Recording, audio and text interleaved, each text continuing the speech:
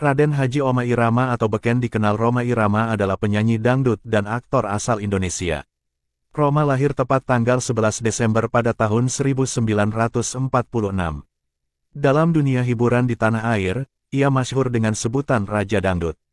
Rhoma mengawali karirnya dalam dunia hiburan sebagai bintang film dalam film anak-anak berjudul Jenderal Kancil. Karir Rhoma dalam dunia musik sudah ia rintis sejak usia 11 tahun.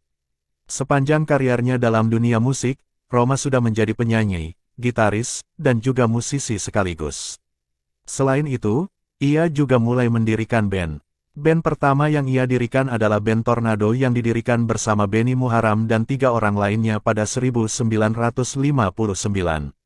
Kemudian, pada ulang tahunnya ke-24, tanggal 11 Desember tahun 1970 Rhoma mendirikan Soneta Group, sebuah grup musik genre dangdut. Soneta Group menjadi salah satu pijakan besar Rhoma meraih banyak kesuksesan dalam dunia musik.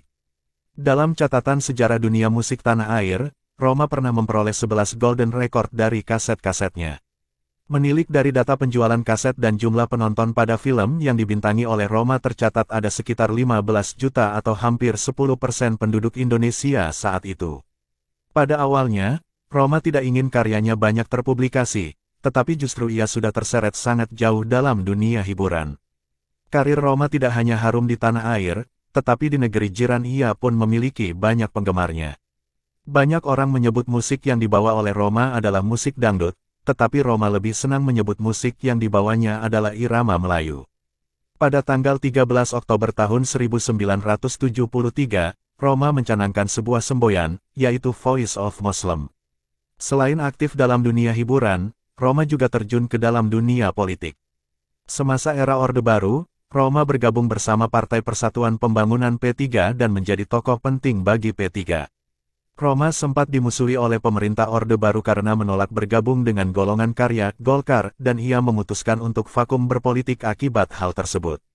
Akhirnya, Rhoma terpilih menjadi anggota DPR mewakili utusan golongan, yaitu seniman dan artis pada 1993. Sepanjang karirnya dalam dunia hiburan, Rhoma Irama berhasil menelurkan kurang lebih 1000 lagu dan beradu akting dalam lebih dari 20 film. Pentolan Soneta Group ini pun akhirnya membeberkan cerita-cerita tentang masa lalu saat dirinya masih sangat aktif di industri hiburan tanah air. Rhoma Irama berbagi kisah tentang bagaimana proses kreatifnya saat menciptakan lagu hingga makna di balik selendang yang selalu menjadi ciri khasnya. Berikut rangkuman dari obrolan seru Rhoma Irama.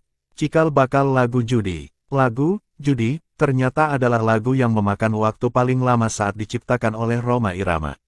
Lagu dari album Nada-Nada Rindu tahun 1987 ini terinspirasi dari Porkas, Pekan Olahraga dan Ketangkasan, sebuah undian berhadiah dan praktik perjudian di bidang olahraga yang sempat muncul di Indonesia pada masa Orde Baru. Dulu kan ada yang namanya Porkas. Jadi lamanya itu karena saya melakukan observasi tentang baik buruknya, tentang apa yang dialami masyarakat, jadi lama itu, kata Rhoma Irama.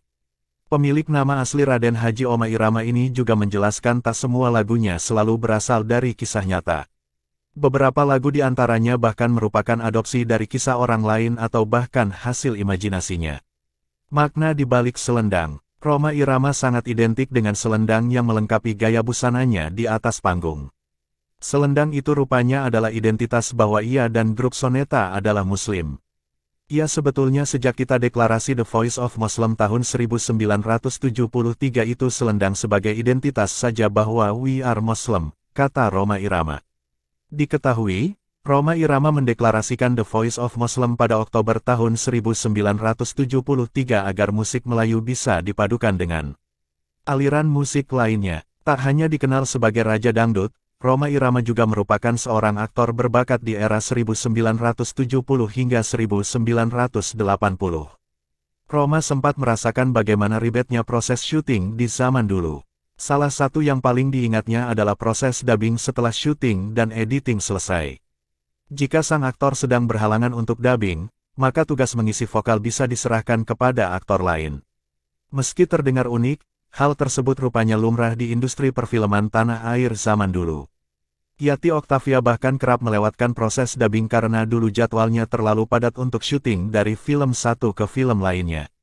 Pada masanya, Di era 1970 hingga 1980, Rhoma Irama biasa mengisi suara atau dubbing setelah proses syuting dan editing selesai. Tak heran jika suara di film-film lama sering terdengar lebih besar dari biasanya. Itu dubbing suara, kalau sekarang ada direct sound.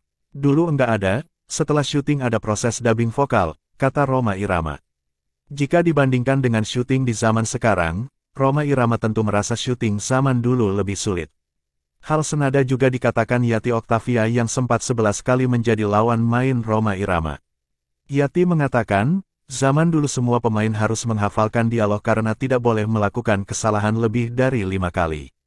Maklum saja, pada zaman dulu kamera yang digunakan masih memakai teknologi roll sehingga akan memakan biaya lebih besar jika satu adegan diambil berulang kali.